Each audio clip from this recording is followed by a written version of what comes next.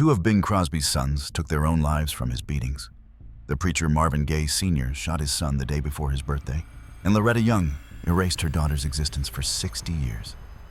These are just three of the family secrets Hollywood's biggest stars paid millions to hide.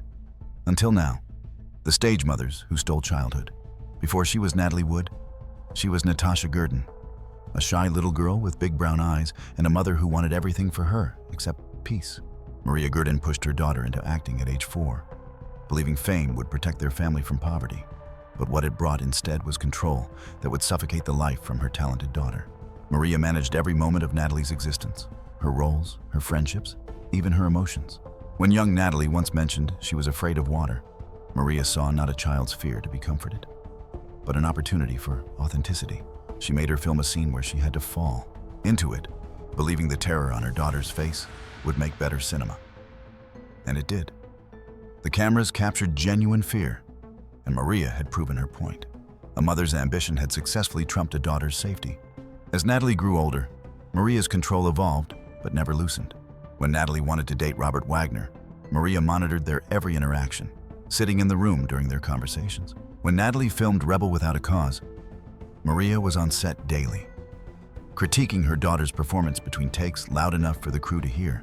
When Natalie tried to choose her own projects, Maria reminded her who had sacrificed everything to make her career possible. The guilt was more effective than any contract.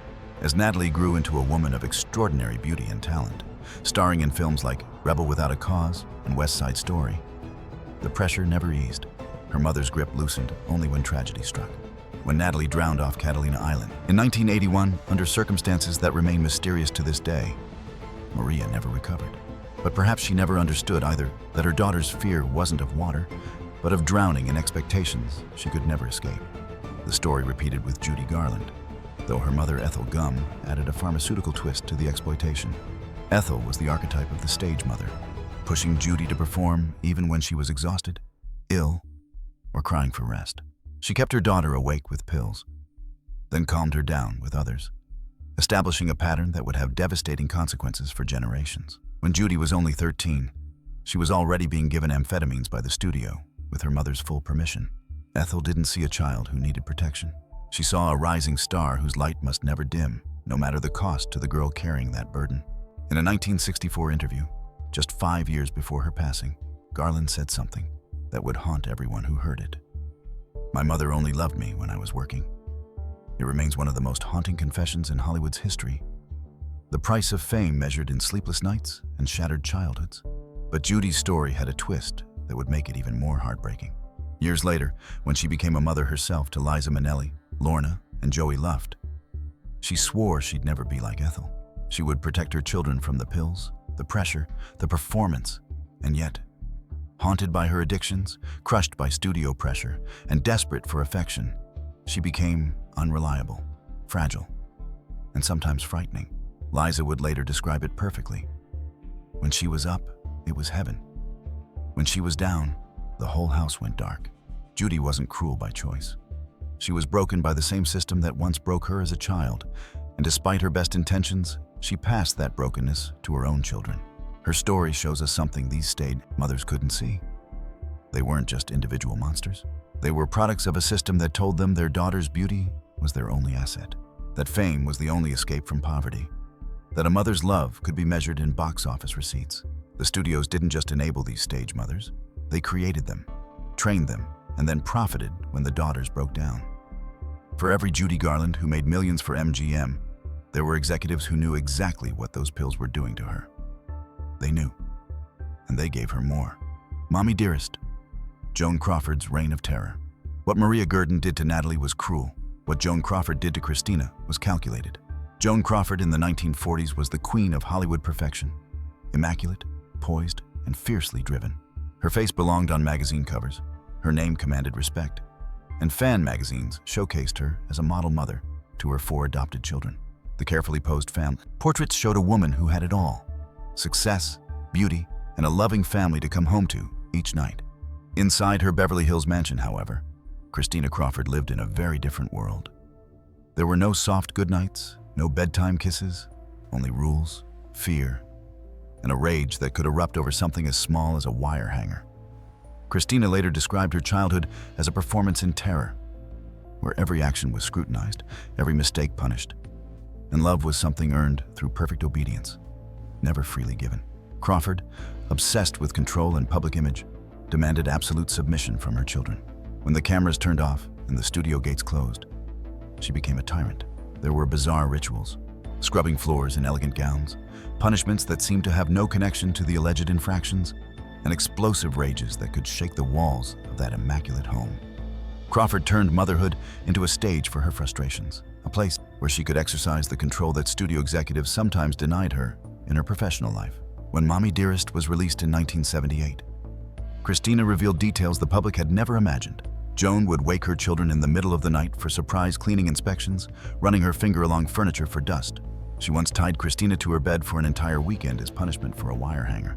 She forced her daughter to call her Mommy Dearest, even during beatings, as if the formal title would somehow sanctify the violence. But here's what most people don't know.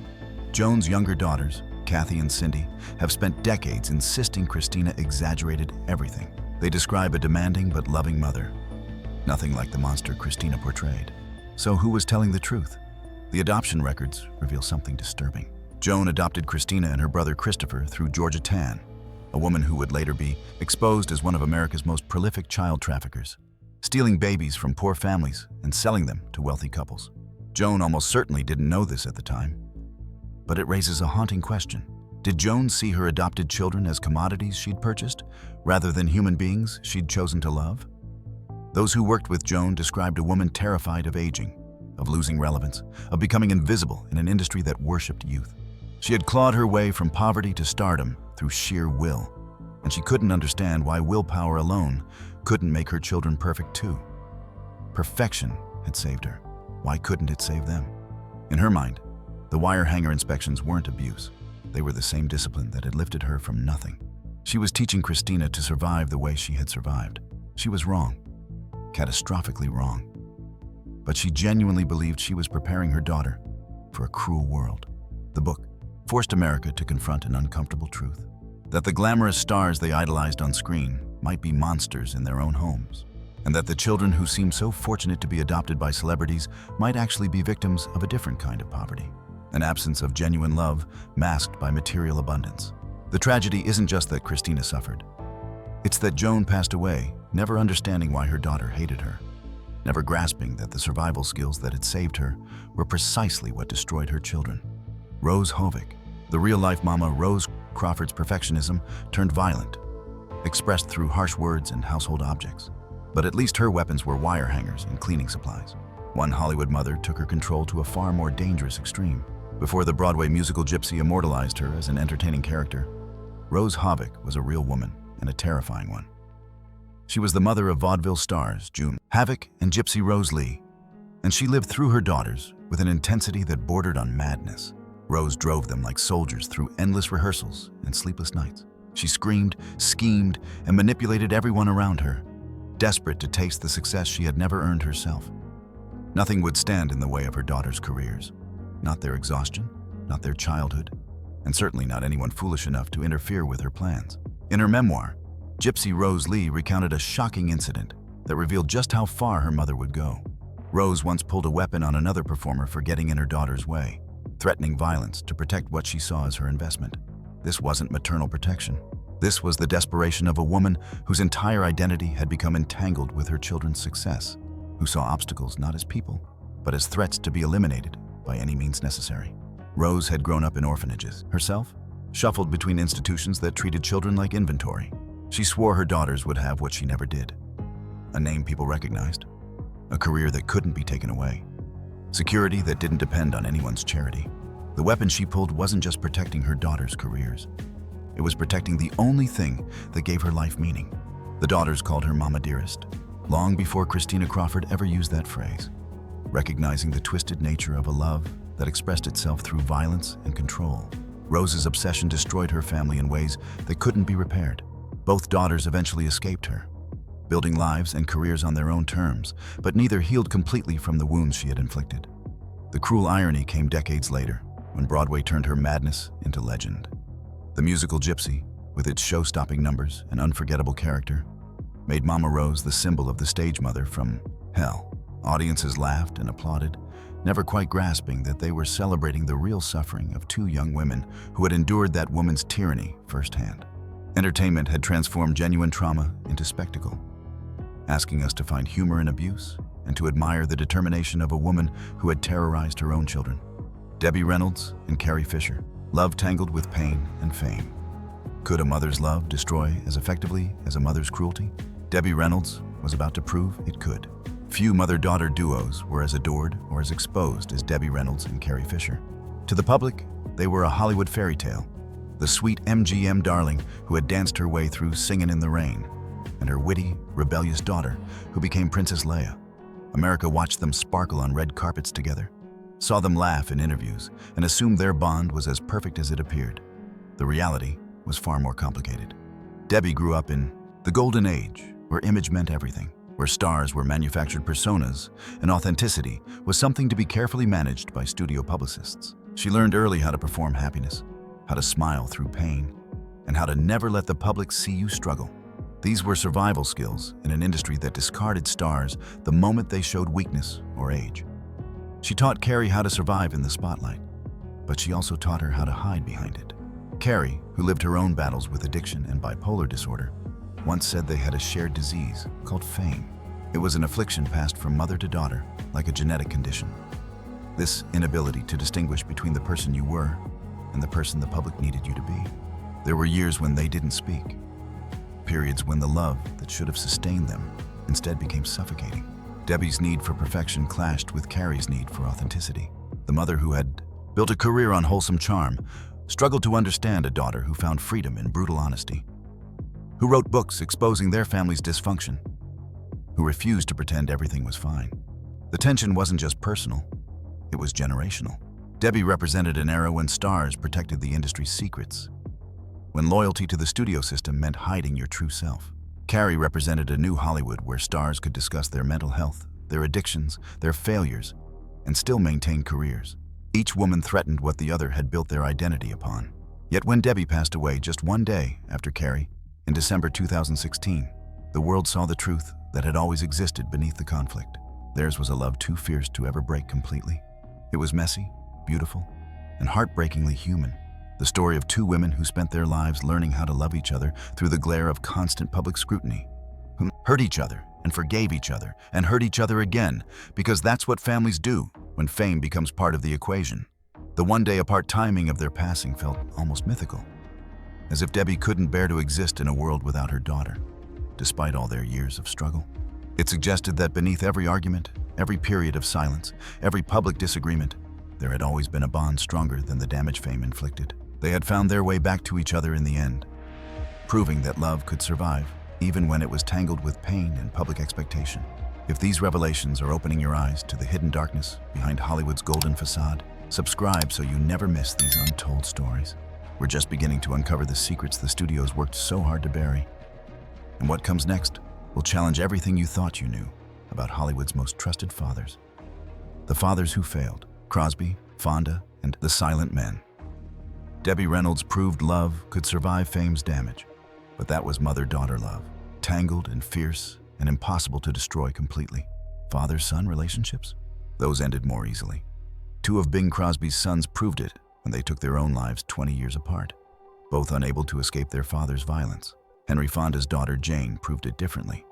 By achieving massive success specifically to win a father's love, he was constitutionally incapable of giving. And Marvin Gaye Senior would prove it most horrifically of all when he shot his legendary son the day before his 45th birthday. The fathers of Hollywood's golden age didn't just fail their children, they destroyed them. And unlike the stage mothers who at least loved their daughters in their twisted way, these men didn't seem to love their children at all. Hollywood's golden age worshipped two types of fathers. The first was Bing Crosby, the voice of Christmas, the Warren crooner who embodied American family values. The second was Henry Fonda, the stoic hero, the quiet man of principle. Together, they represented the ideal of American manhood. One warm, one noble, both trustworthy. Their sons and daughters told a very different story. Bing's warmth was performance. His eldest son, Gary, would later write a memoir revealing that behind the gentle smile was a man his brothers called a tyrant with a heart of ice. Crosby beat his children with belts, demanding perfection from them. Good grades, impeccable manners, and above all, no displays of emotion. He told his boys that showing feelings was weakness, that real men endured pain in silence. His songs were medicine for a hurting nation during World War II and the anxious years that followed. His presence on radio and film was a reassurance that American values, family, faith, decency, would endure. But behind the doors of the Crosby home, there was only fear. In the shadow of such cruelty, two of Bing's sons, Philip and Dennis, would later take their own lives, unable to escape the damage their father had inflicted. The man who brought joy to millions through his music left only heartbreak inside his own home. In 1957, Bing married again. His second wife, Catherine Grant, gave him 3 more children. And something changed. Harry Crosby, his youngest son, would later describe a father who attended school plays, who hugged his children goodnight, who showed affection openly. The man who had beaten his first 4 sons with belts was now the father Gary had always wanted. He was capable of gentleness all along. He simply chose not to give it to his eldest sons. They had borne the brunt of his anger and perfectionism, while his later children received the mellowed version of a man who had finally learned, too late, what fatherhood should have meant. Henry's nobility was emotional abandonment. The stoic American hero, the man who embodied quiet nobility in films, like The Grapes of Wrath and 12 Angry Men, was emotionally unreachable to his own children. His daughter Jane once said that her father could talk about politics or art for hours with fascinating depth and intelligence, but he never once asked how she felt. Jane tried everything. She became an actress like him, thinking a shared profession might open him up. Silence. She became politically active, speaking out against Vietnam, thinking shared values might connect them. He criticized her publicly, saying she was naive. She won Academy Awards, 2 of them, thinking achievement might finally earn his acknowledgement. After her first Oscar, he sent a telegram, not a call. A telegram. It said, "Congratulations, Dad." 2 words. Henry Fonda could deliver a 12-minute monologue in 12 Angry Men that changed how America thought about justice. But he couldn't tell his daughter he was proud of her. Their relationship thawed only near the end of his life, when age and illness finally stripped away some of the armor he had built around his emotions. But for decades, his silence had left Jane with wounds that no amount of applause or Academy Awards could heal. She had become one of the most successful actresses of her generation, partly to win a father's love that he seemed constitutionally unable to give. Here's what those sons and daughters were really saying. America's ideal fathers were empty performances. One performed warmth to hide cruelty. The other performed strength to hide emptiness. And an entire generation of children paid the price for believing their father's public image was real. The studios needed Bing to be the voice of Christmas more than his sons needed him to be an actual father. And when you're that valuable to the system protects you, even from the consequences of destroying your own children. Marvin Gaye Senior, when faith turned to violence. Bing Crosby's belt left physical scars that could be documented and pointed to as evidence of abuse. Henry Fonda's silence left emotional ones that were harder to name but equally painful. But at least their children survived to tell their stories, to process their trauma, to build lives beyond their father's shadows. One Hollywood father who also performed as a man of God would commit the most unthinkable act of all. Marvin Gaye Senior was a preacher, a man of God whose voice should have brought comfort and salvation to his congregation. Instead, he ruled his home with fear and violence, mixing religion with rage in a toxic combination that would ultimately destroy his family. His son, Marvin Jr., grew up terrified, constantly beaten and humiliated by a father who saw discipline and brutality as the same thing. The preacher despised his son's success, calling his music sinful, calling him a disappointment, unable to accept that the child he had terrorized had become one of the greatest soul singers in history, where Marvin Jr.'s voice could heal souls and move millions to tears with songs like "What's Going On" and intimate ballads. His father's voice brought only pain. The contrast between them couldn't have been more stark. Marvin created art that spoke to the human condition, that addressed social justice and spiritual longing with a sophistication that elevated popular music. His father created only suffering, wielding scripture like a weapon and using his position as a religious leader to justify his violence. The tension between them built for decades, a powder keg waiting for a spark. Marvin Jr. had been living with his parents again after years of struggling with depression and substance use. He had come home hoping to heal, hoping that at 44 years old, he might finally reconcile with the father who had terrorized him all his life. Instead, he found the same rage, the same violence, The same man who saw his son's genius as sin. Marvin's last words to his brother before the argument were, "I'm tired. I'm so tired." On April 1st, 1984, during a heated argument, Marvin Gaye Senior shot his son in their family home, ending his life the day before Marvin's 45th birthday. When reporters asked why he had done it, the preacher said his son was asking for it, showing no remorse, no understanding of the magnitude of what he had destroyed. It became one of the darkest moments in music history, the final horrifying proof that some fathers never learn to love, that religious conviction can coexist with rage, that the men who preach about God's mercy can be incapable of showing any themselves. The timing, one day before his birthday, added a layer of cruelty that seemed almost biblical in its horror. Marvin Jr. would never reach 45, never create another album, never have the chance to heal from the wounds his father had inflicted throughout his life. A voice that had brought beauty into the world was silenced by the man who had given him life, completing a tragic circle that began with childhood abuse and ended in violence. The man whose voice had brought healing to millions was too exhausted to save himself from the person who should have protected him first. When parents competed with their children, Ryan O'Neal. What kind of father sees his 10-year-old daughter winning an Academy Award and feels not pride but envy? What kind of man looks at his child's triumph and sees only his own inadequacy reflected back? Ryan O'Neal was the golden boy of 1970s Hollywood. Handsome, charismatic, adored by millions for his roles in Love Story and Paper Moon. When he starred opposite his daughter Tatum in Paper Moon, America saw a magical father-daughter bond on screen. The publicity photos showed them laughing together, their chemistry undeniable, their relationship apparently blessed.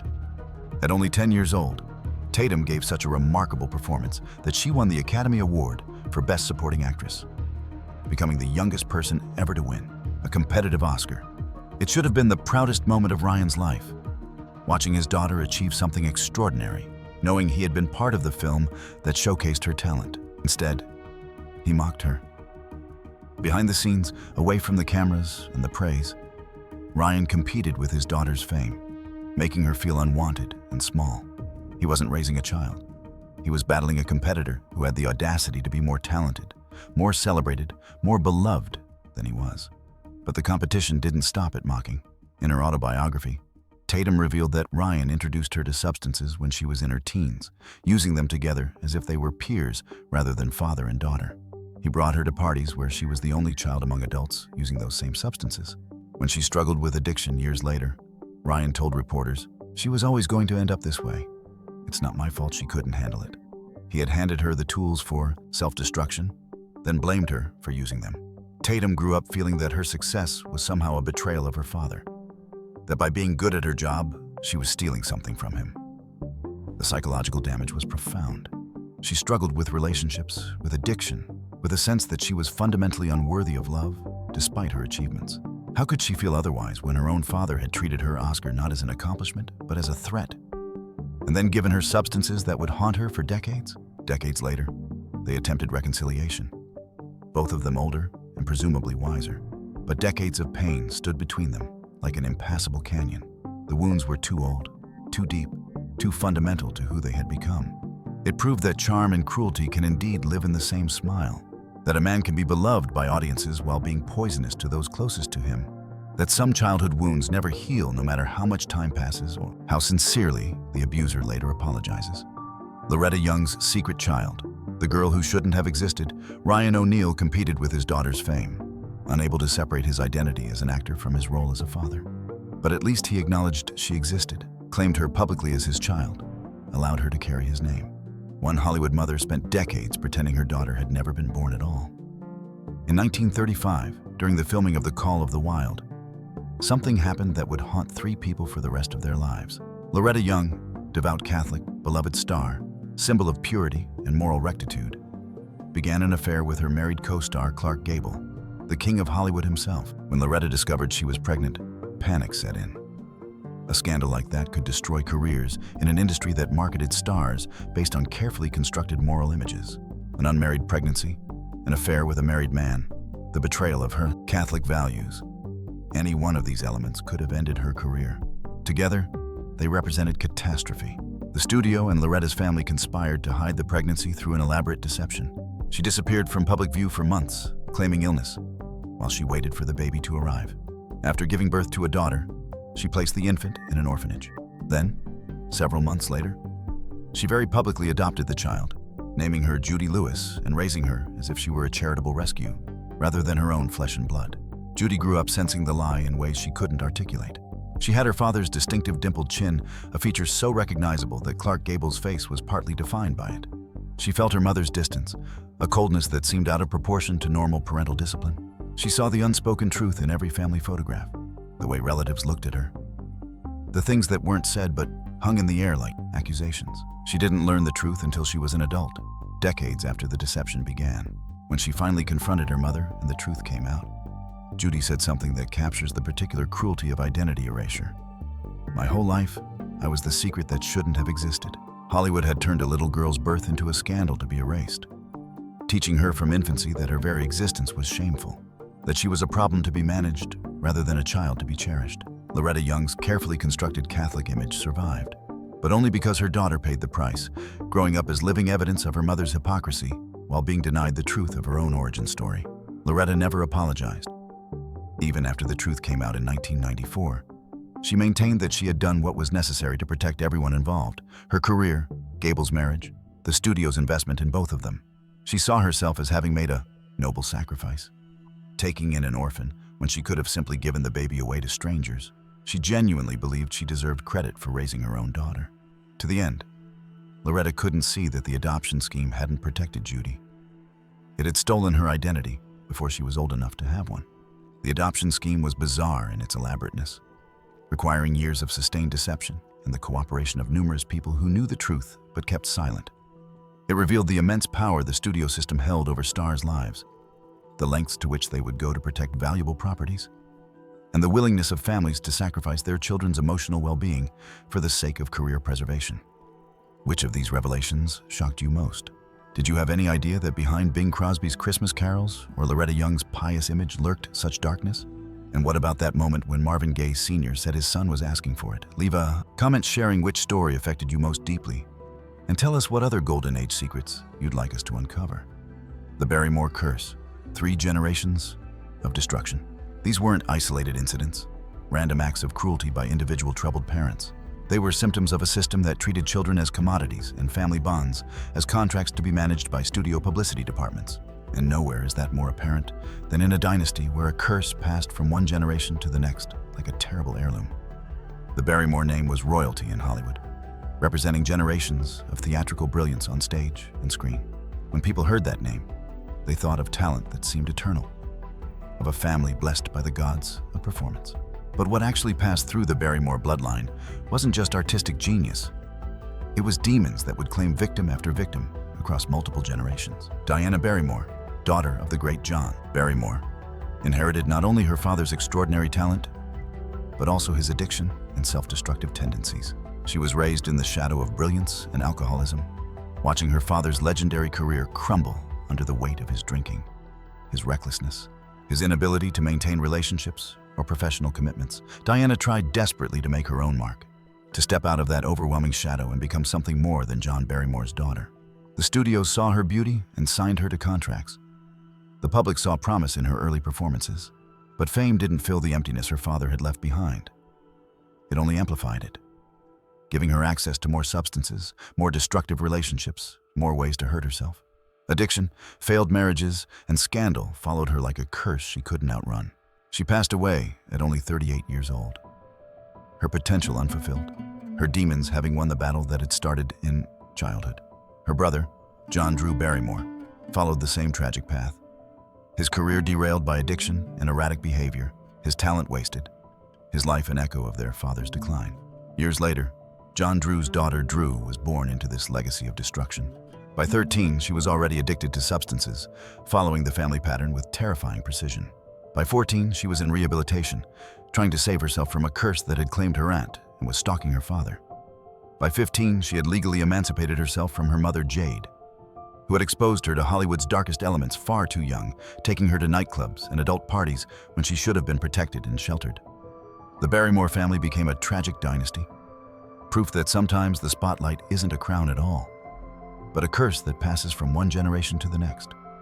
That fame and talent can coexist with profound dysfunction. that being born into Hollywood royalty can be more curse than blessing. But Drew's story didn't end in tragedy. Breaking the Barrymore curse didn't happen overnight. Drew spent years in therapy, relapsed more than once, and publicly struggled in ways that made tabloids gleefully predict she'd be the next Barrymore tragedy. But something had changed. Where Diana and John Drew had isolated themselves in their shame, Drew spoke openly about her addiction. Where they had hidden from public scrutiny, she used her platform to help other young people struggling with the same demons. She turned the family curse into a public mission. I will not let this destroy me the way it destroyed them. And slowly, impossibly, she built a life that her aunt and grandfather never could. She became one of Hollywood's rare phoenixes, someone who fell into the fire and somehow found the strength to rise from it. She rebuilt herself, creating a production company, becoming a successful actress and businesswoman, and breaking the cycle that had destroyed her aunt and threatened to consume her as well. She proved that awareness, honesty, and help could break even a 3-generation curse. Her resilience offers something the earlier chapters lacked: hope. Not naive hope that pretends the damage never happened, but hard-won hope that acknowledges the wounds while refusing to let them define your entire life. Drew Barrymore's survival suggested that the cycle could end, that future generations didn't have to repeat the same patterns of destruction, that with enough determination and support, escape is possible. The cycle continues. Modern fame, ancient wounds. Drew Barrymore proved that even the darkest cycles can be broken with enough courage and support. But her story also raises a haunting question that brings us back to where we started. Has Hollywood really changed? Or have we simply traded studio contracts for something equally dangerous? We like to believe Hollywood has changed, that the age of stage mothers, brutal contracts, and image-obsessed side studios is long behind us. We tell ourselves that child labor laws protect young performers now, that therapy and awareness have made exploitation impossible, that we've learned from the mistakes that destroyed so many Golden Age stars. Drew Barrymore's modern struggle serves as a bridge between eras. In the 1980s and 90s, her mother Jade took her to nightclubs and adult parties, exposed her to substances before she was old enough to understand their dangers, and treated her daughter's fame as a ticket to a lifestyle she couldn't afford on her own. By 13, Drew was using substances regularly. By 15, she had divorced her own mother through legal emancipation, desperate to escape before she became another Barrymore tragedy. But the truth is simpler and far more unsettling than we want to admit. The spotlight didn't disappear when the studio system collapsed. It didn't fade when child labor laws were strengthened or when awareness of exploitation grew. It simply moved into our homes, transforming from something centralized and controllable into something diffuse and ever-present. Today, children grow up on camera in ways that would have seemed impossible even 20 years ago. Their first steps are filmed and posted for millions of strangers to watch. Their meltdowns become content. Their fears, their private moments, their childhood itself is turned into entertainment that generates income for their parents. Parents call it sharing, documenting their family life, creating memories. The world calls it entertainment. The children have no voice in the decision, no ability to consent to having their entire lives broadcast to an audience they'll never meet.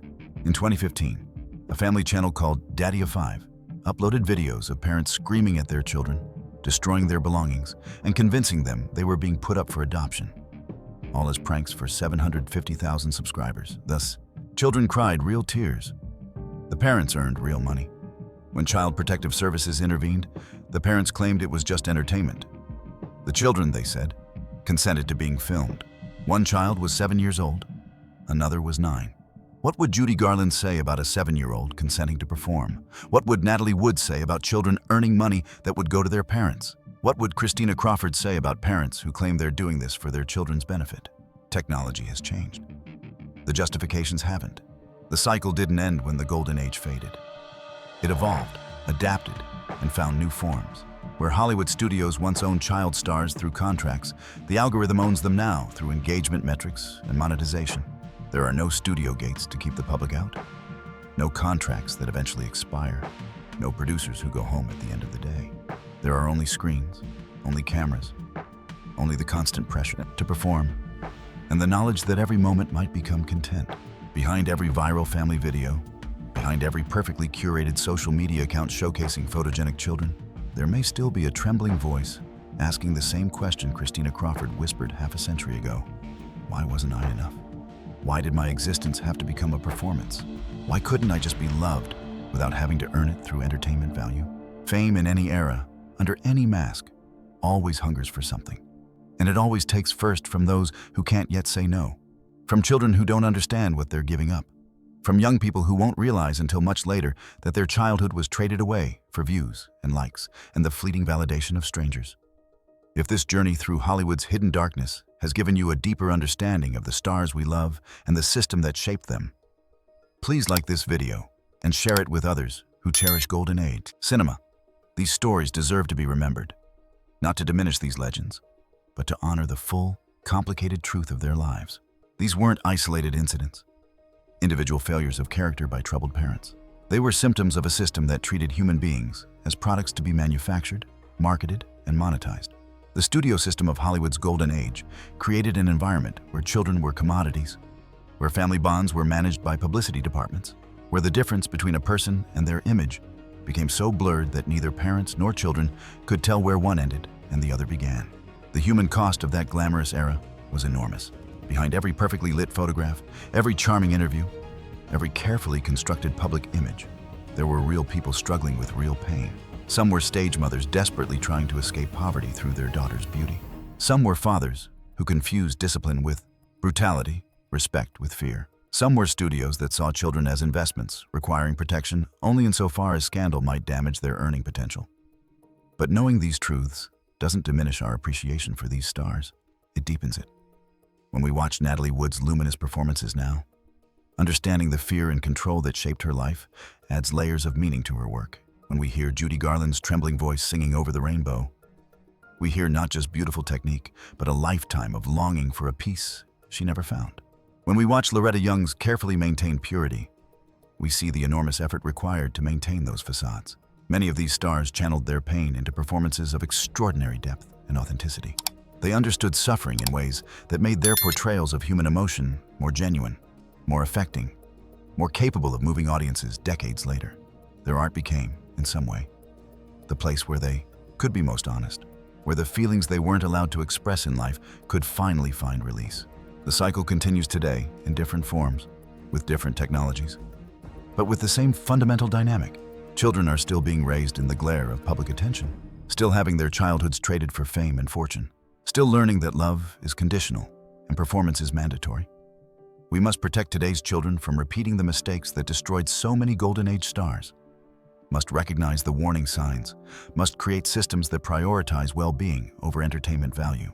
These stories remind us that even our most beloved icons were beautifully, tragically human. They were not just the characters they played or the images their publicity teams created. They were complex people who experienced joy and suffering, who made both noble and terrible choices, who loved and hurt the people closest to them in ways that echo through generations. Thank you for the Golden Age Files on this journey through Hollywood's hidden history. These weren't easy stories to tell or to hear, but they matter. They remind us that the cost of fame is often paid by those least able to afford it, that glamour frequently masks suffering, and that the legends we cherish were real people who deserved better than the system that created them. Until next time, may we remember them not just for the magic they brought to our screens, but for the full, complicated truth of their humanity.